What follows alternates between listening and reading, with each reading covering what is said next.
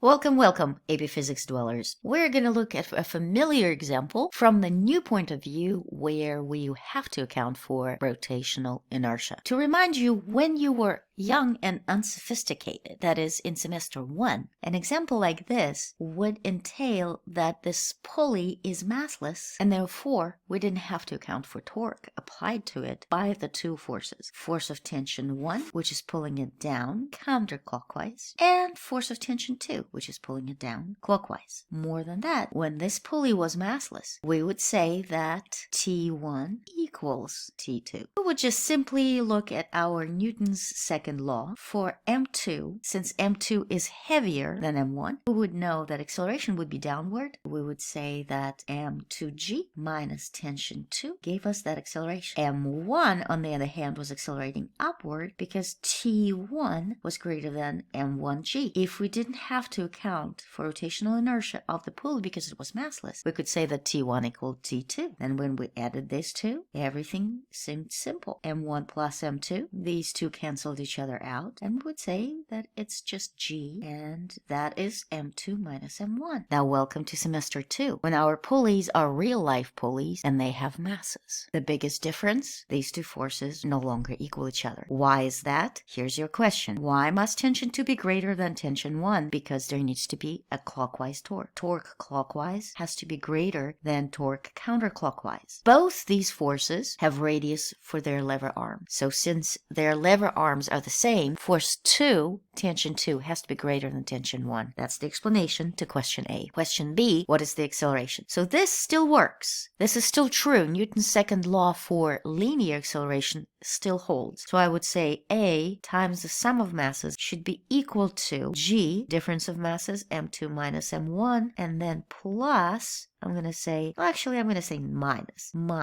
T2 minus T1. Now we have three variables. Three variables with two equations is not solvable. So we need one more equation. Newton's law for rotational motion will tell us that torque will be equals to moment of inertia times acceleration. And since we have no slippage here, our rotational acceleration equals A, which is the acceleration of this. Any point on this wheel, on this pulley, will be accelerating, and that acceleration divided by R will give us angular acceleration. Moment of inertia for a disk is mr squared over 2. You can find it in any table for moments of inertia. mRA over 2 equals T2 minus T1 times R. Then our R's cancel, and you have T2 minus T1 equals MA over 2. MA over 2 is going to be plugged into this contraption right here. So altogether, I end up with M1 plus M2 equals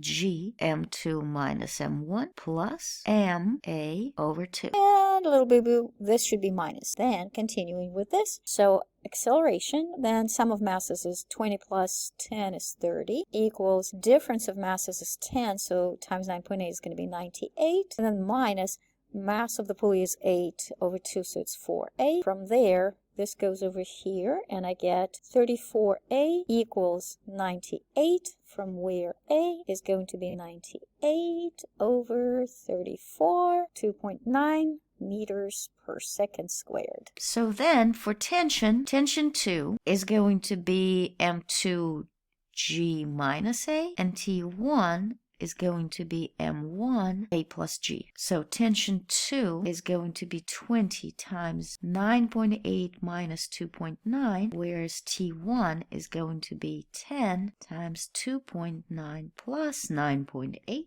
and 127 newtons. So just like we said, T2 is greater than T1 because we need to get clockwise torque, and that will exist if we have that. So if I'm saying that 138 newtons is T2, then the torque of T2 is going to be 138 times the radius that is given to us was 0.2 meters. So 0.2 gets me 27.6 newtons times meters for the torque. The torque of T1, which is counterclockwise, 127 times 0.2 is 25.4 newtons times meters. Subtracting those from each other, my net torque is 2.2. Now, moment of inertia for a disk whose mass is 8 and radius is 0.2 would be 4 times 0.04, so 0.16. Then if I take 2.2 and divide by 0.16, that would give me 1375, and that's radians per second squared. This is my angular acceleration. Now, how do I go to the acceleration of the system? The acceleration of the system will be alpha times 0.2 meters per second squared, which is very close. We got 2.9 versus 2.75. So it's almost like 2.8 meters per second squared as opposed to 2.9 meters per second squared, which we got in our calculations before that.